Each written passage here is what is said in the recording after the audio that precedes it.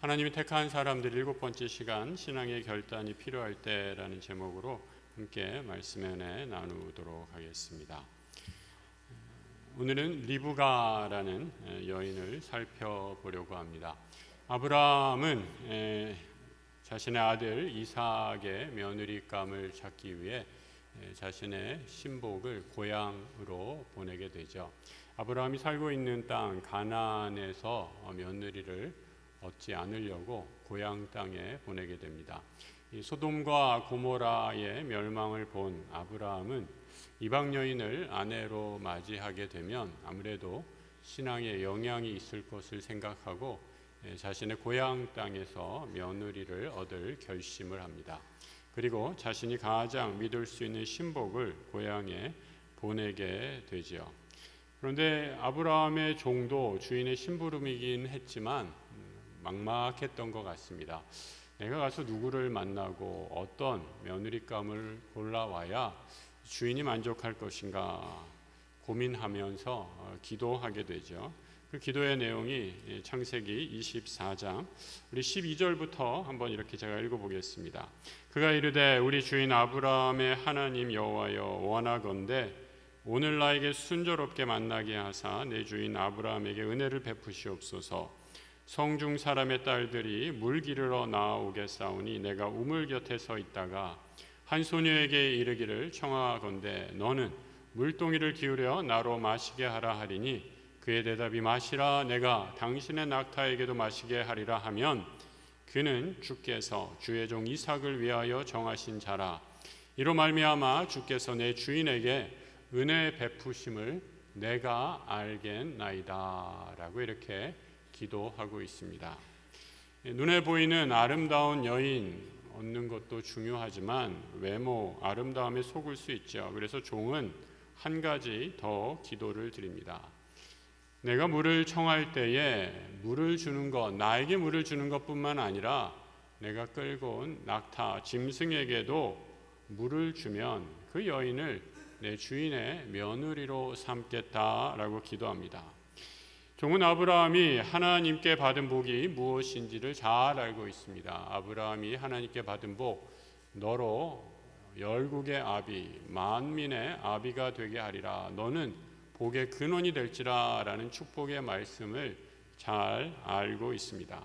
복의 근원, 그 복을 누리는 것뿐만 아니라 그 복을 세상에 나누어야 그 축복의 통로의 역할을 할 수 있는 것이죠.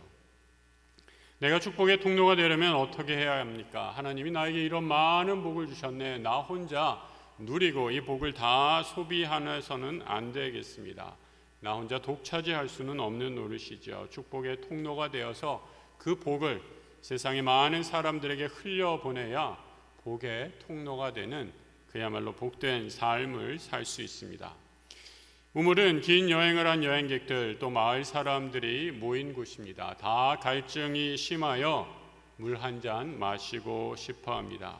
그래서 물 한 바가지 달라라는 요청은 그리 어려운 부탁이 아닐 수 있습니다. 그런데 낙타에게까지 물을 주라라는 것은 좀 다르죠. 우리는 낙타를 키워본 경험이 없습니다. 우리나라에는 없는 짐승이죠.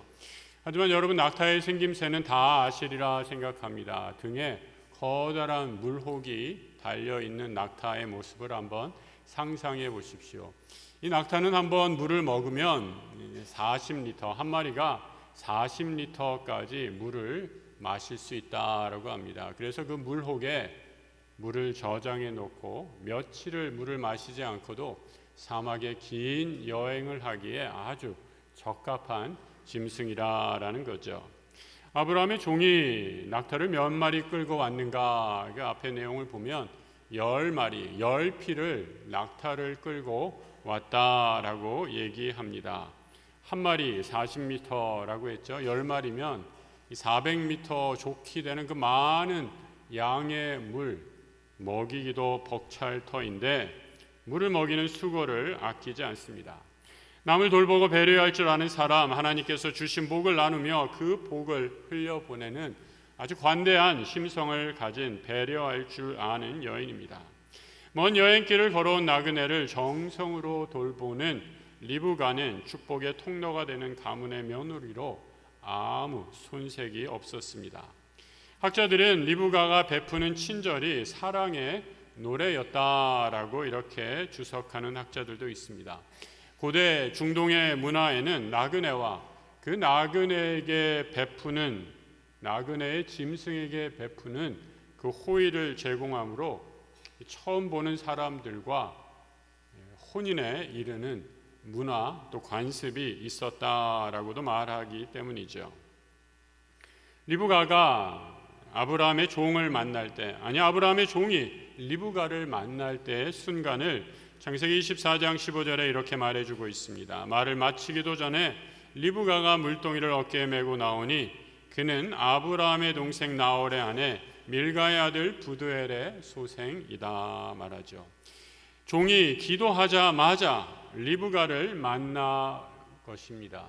얼마나 놀라운 타이밍입니까? 그야말로 깜짝 놀란 순간에 리브가와 아브라함의 종이 만난 것이죠. 세상 사람들은 이런 만남 우연이다, 어떻게 이렇게 우연이 있을 수 있나 놀라기까지 하죠. 그런데 믿음의 사람의 눈에 이런 만남 결코 우연이 아니라 하나님의 섭리로 이루어지는 것을 우리는 고백하게 됩니다. 세상 만물을 주관하시고 일거수 일투족을 다스리시는 전능하신 하나님께서 우리의 만남도 주관하시기 때문입니다. 오늘 이 두 사람의 만남이 하나님의 섭리임을 확인할 수 있는 구절, 말을 마치기도 전에라는 구절이죠. 우리 영어로 번역된 본문은 기도를 마치기도 전에라고 이렇게 번역을 했습니다. 하나님이 아브라함 종의 기도를 들으시고 리브가를 보내신 것이 결코 아니라는 말입니다. 먼저 만약에 이랬다면 리브가가 급하게 나오느라고 세수도 못하고 화장도 못하고 나왔을지 모를 일입니다. 하나님이 먼저 리브가를 준비하셨다라는 거죠. 우물로 먼저 보내십니다. 그리고 그곳에서 종에게 필요한 모든 요구를 다 받아들일 수 있도록, 물을까지 먹일 수 있도록 준비하시고 예비하셨다라는 것이죠. 미국의 유명한 복음 전도자인 빌리 그레이엄 목사, 1940년도 그의 사역 초기의 일입니다.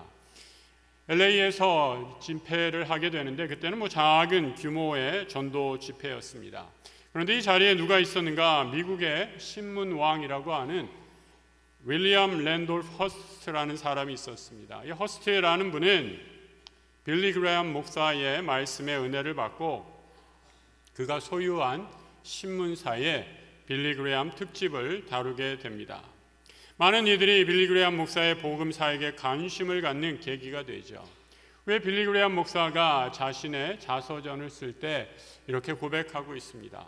나의 사역 초기에 왜 그 자리에 허스트 씨가 있었는지 자신은 알지 못한다. 나와는 아무런 관련이 없었던 사람이기 때문이다. 하지만 그때 하나님께서 그를 보내시고 거기에서 내 사역의 중요한 동역자가 된 것 하나님의 은혜였다라고까지 밖에 고백할 수밖에 없다라고 말하고 있죠.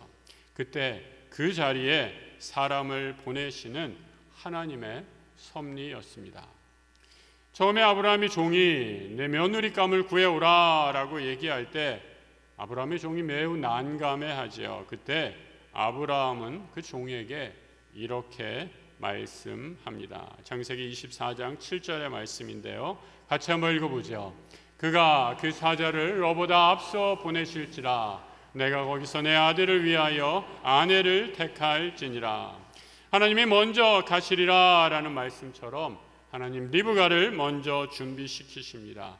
아니 리브가 전에 이미 내가 가서 그곳에서 앞서 행하겠다라고 말씀하십니다. 하나님이 가셔서 미리 준비하시겠다. 여러분 이것을 뭐라고 말합니까? 여호와 이레의 하나님이시다라고 말씀하고 고백하지 않습니까? 우리 하나님이 미리 가셔서 준비하십니다. 성도 여러분 꼭 기억하시기 바랍니다. 하나님의 뜻을 순종하고 기도하는 사람들을 통해 우리 하나님 당신의 뜻을 이루어 가십니다. 지금 모든 순간에 일어나는 일, 내가 만나고 되어지는 세상의 모든 일들 우연이 아닙니다. 하나님이 우리를 통해 당신의 뜻을 이뤄가는 섭리인 것입니다. 오늘도 우리 주께서 나를 통해 하나님 나라의 일을 이루시는군요, 순종하며 나아가는 믿음의 삶, 주의 백성들 되시길 우리 주님의 이름으로 축복합니다. 아무리 하나님의 섭리였고 또 뜻이 있었다라고 하지만 이 결혼은 부모의 승낙을 받아야 성사가 되죠. 리브가 아버지인 부두엘은 모든 일에 자초지종을 듣고 하나님이 이 일에 함께 하시는 것임을 고백합니다. 하지만 마지막으로 딸 리브가에게 다시 한번 확인하고 묻고 있지요. 넌 어떻게 하겠느냐? 과연 이 낯선 사람의 말을 듣고 집을 떠나 아브라함의 아들 이삭이라는 만난 적도 없는 사람과 결혼하겠느냐라고 이렇게 물을 때 리브가는 창세기 24장 58절에서 이렇게 답하고 있습니다. 리브가를 불러 그에게 이르되 내가 이 사람과 함께 가려느냐? 그가 대답하되 가겠나이다. 조금의 망설임도 없이 과감하고 즉각적으로 답하죠. 하나님의 놀라운 섭리로 시작된 결혼 생활이었습니다. 예상대로라면 그야말로 그들의 결혼은 꽃길만 펼쳐지는 삶이 되어야 하는데 결혼 생활은 평탄치가 않았습니다. 리브가가 결혼 후에 20년 동안 아이가 없었습니다. 아브라함과 사라에 비하면 비할 것이 아니지만 그래도 20년, 여러분 결코 짧은 시간이 아니지 않습니까?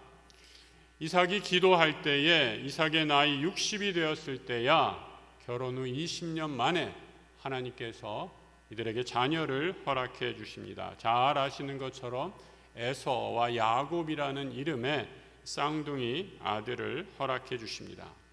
두 아들이 자라나 청년이 되어 이삭은 이제 노년의 나이가 되었습니다. 그리고 장남인 에서에게 내가 너를 위해 복을 빌겠다라고 하며 에서를 부릅니다.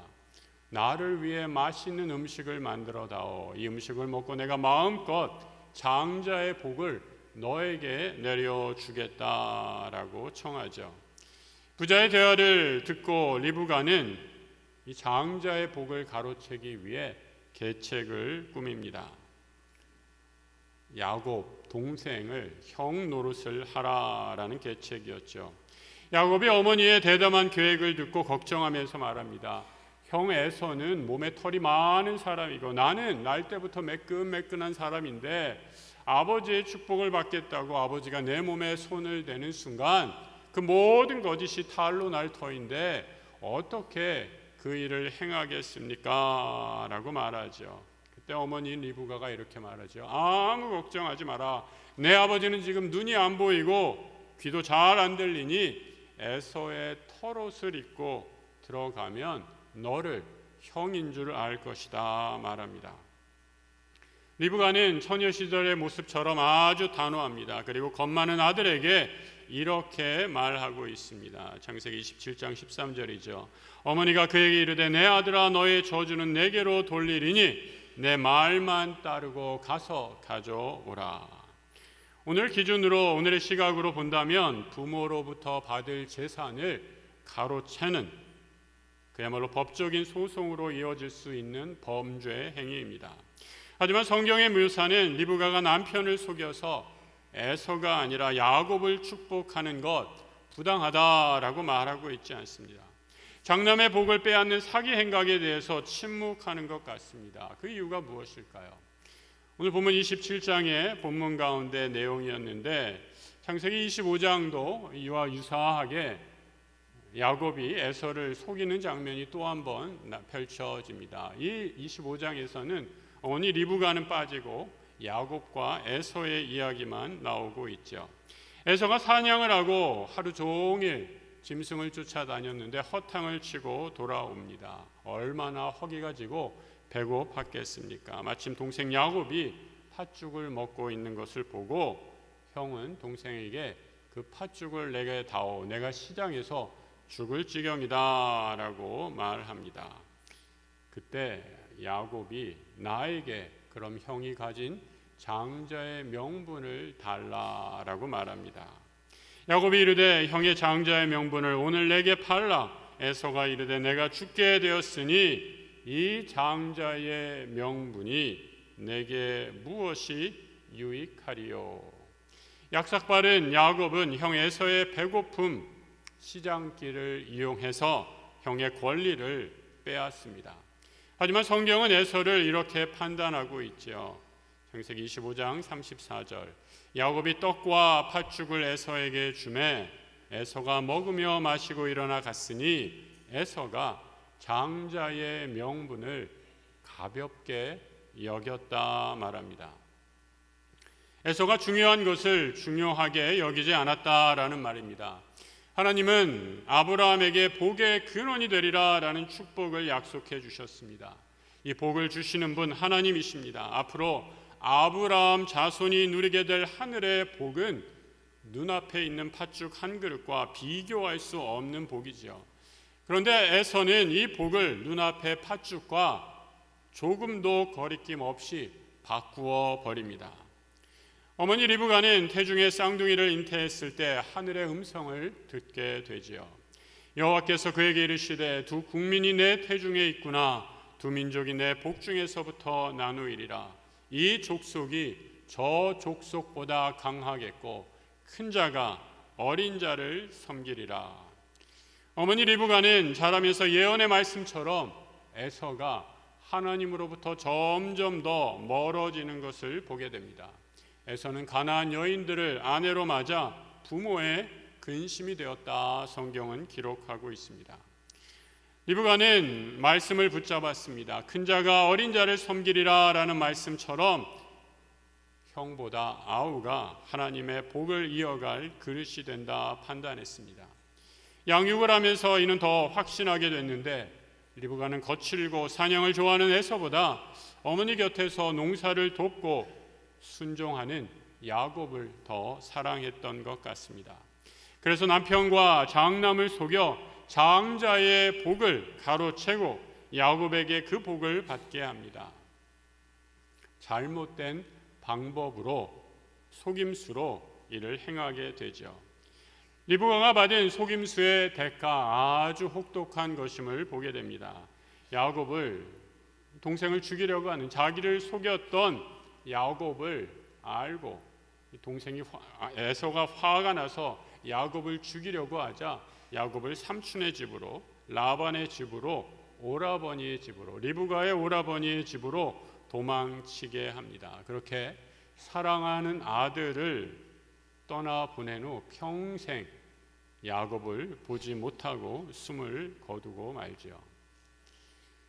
성경의 인물을 보면서 우리는 다시 한번 세상에 완벽한 사람은 아무도 없다라는 것을 보게 됩니다. 우리가 살펴보는 인물들도 마찬가지입니다. 이분들이 완벽해서가 아니라 우리와 똑같은 허물과 연약함들이 있는 것을 보게 됩니다. 하지만 그 연약함 가운데 그들에게서 배울 수 있는 영적인 진리를 발견하게 됩니다. 리브가에게 우리가 배울 점, 영적인 교훈은 무엇일까요?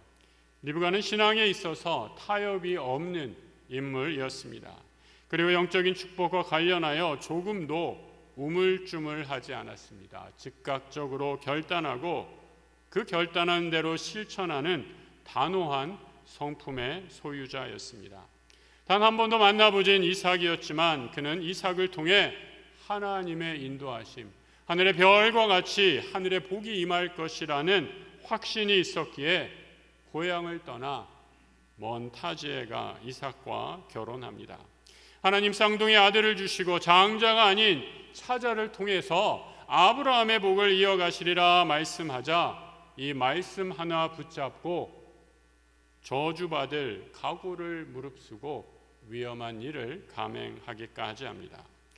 리브가는 그런 면에서 거룩한 욕심을 가진 여인이었다 평가할 수 있습니다. 그의 욕심은 세상을 향한 욕심이 아니라 하나님을 향한 욕심이었습니다. 리브가의 욕심을 거룩하다라고 말할 수 있는 것, 그가 남편을 속이고 장자를 속여 빼앗은 장자권, 이 장자권이라는 것이 물질적인 축복은 아니었기 때문입니다. 원래 이스라엘의 율법에 따르면 장자에게 가는 권리는 다른 자식들 가운데 유산 상속의 2배의 몫을 장자에게 건네는 것이 이스라엘 율법에 따른 규율입니다. 신명기 21장 17절에 이렇게 기록하고 있죠. 반드시 장자로 인정하여 자기의 소유에서 그에게는 두 몫을 줄 것이니 그는 자기 기력의 시작이라 장자의 권리가 그에게 있다라고 말씀합니다. 그래서 속여서 얻은 장자의 권리, 그런데 이 장자의 권리는 이 땅에서 누리는 재물의 복이 아닌 것이었음을 우리는 야곱의 생애를 통해서 확인하게 됩니다. 하나님이 주신 복의 통로를 이어가려는 그의 열망, 그 열망이었던 것을 확인하게 되죠. 비록 그 방법이 잘못되어 혹독한 대가를 치렀지만 하나님은 리브가의 허물에도 불구하고 구원의 역사를 이루어 가십니다. 리브가는 허물과 연약함에도 신앙의 바른 결단을 내린 사람이었습니다. 눈에 보이는 재물이 아니라 하나님 나라의 거룩한 복을 사모했습니다. 세상이냐 하나님이냐라는 것을 선택해야 하는 순간에 그는 조금도 주저하지 않고 하나님을, 믿음의 길을 선택했던 것이지요. 성경에 수많은 신앙의 인물들이 드러납니다. 여러분, 이 인물들의 공통점이 무엇입니까? 세상이냐 하나님이냐 선택의 기로의 순간에 늘 이들은 하나님을 선택했다라는 공통점이 있는 것을 보게 됩니다. 바벨론의 포로로 잡혀갔던 다니엘은 뜻을 정해 바벨론 우상의 식탁에 바쳐진 왕의 산의 진미 포도주를 먹지 않겠다 결단합니다. 다니엘은 그것을 먹지 않고 하나님의 말씀, 율법을 따라 기도와 금식하며 하나님을 선택했던 것이죠. 나오미는 남편과 아들을 잃은 가련한 며느리들에게 내가 더 이상 너희들을 책임질 수 없으니 이제 너희들의 고향으로 돌아가라라고 권면합니다. 하지만 믿음의 여인 룻은 어머니를 따라 베들레헴으로 갈 것을 말하며 이렇게 결단하죠. 어머니를 떠나며 어머니를 따르지 말고 돌아가라 강권하지 마옵소서. 어머니께서 가시는 곳에 나도 가고 어머니께서 머무시는 곳에서 나도 머물겠나이다. 어머니의 백성이 나의 백성이 되고 어머니의 하나님이 나의 하나님이 될 것입니다. 가나안의 여인 기생 라합은 이스라엘의 정탐꾼을 숨겨줍니다. 몸을 파는 여인, 세상에 아무도 알아주지 않는 천한 신분의 여인이었을지 모르지만 그는 여호와 하나님이 세상을 다스리시고 세상을 주관하시는 전능하신 분임을 알고 있었습니다. 그리고 믿음의 결단을 통해 당당히 그 정탐꾼들에게 이렇게 청하고 있죠. 그러므로 이제 청하노니 내가 너희를 선대하였은즉 너희도 내 아버지의 집을 선대하도록 여호와로 내게 맹세하고 내게 증표를 내라. 이 증표는 믿음의 증표였던 것이죠. 라합은 여호와 하나님께 자신뿐만 아니라 자신 집의 모든 생명을 하나님 앞에 맡기기로 하나님을 선택한 믿음의 여인이었습니다. 성도 여러분, 신앙의 위인들은 완벽한 사람들이 아니었습니다. 우리와 똑같은 연약함, 허물이 있는 사람들이었죠. 하지만 그들은 세상이냐 하나님이냐라는 선택의 순간에 하나님을 주저없이 택한 사람들입니다.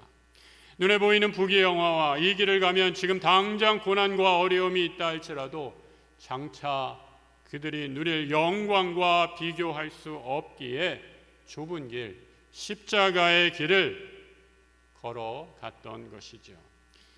리브가의 믿음의 결단이 오늘 예배하는 우리 모두에게 있기를 축복합니다. 세상 사람들이 뭐라 하든 믿음으로 결단했다면 그 길을 지켜가십시오. 그 믿음의 결단에 우리 주님께서 기름 부어주시고 함께 하시고 힘 주실 줄 믿습니다. 기도하겠습니다.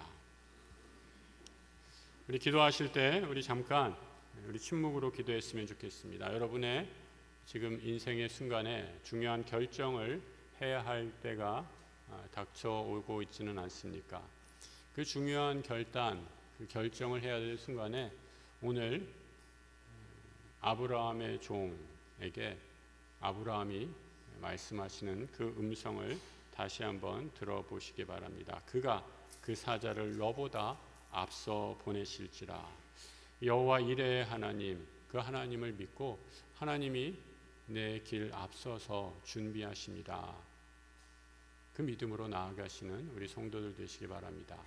큰 결정은 없다 할지라도 내일 또 일상적인 삶을 살아가게 될 때에 여러분 우리 삶에 또 닥치게 될 크고 작은 두려움들이 있습니다. 그 미래를 알지 못하는 두려움 가운데서도 이런 믿음의 고백을 하시는 우리 성도들 되시기 바랍니다. 하나님께서 먼저 가셔서 나를 인도해 주실 것입니다. 두려운 미래를 주님께 맡기고 하나님을 선택하는 믿음의 길 걷게 해달라. 이 시간 함께 침묵으로 기도하며 나아가도록 하겠습니다. 함께 기도하겠습니다.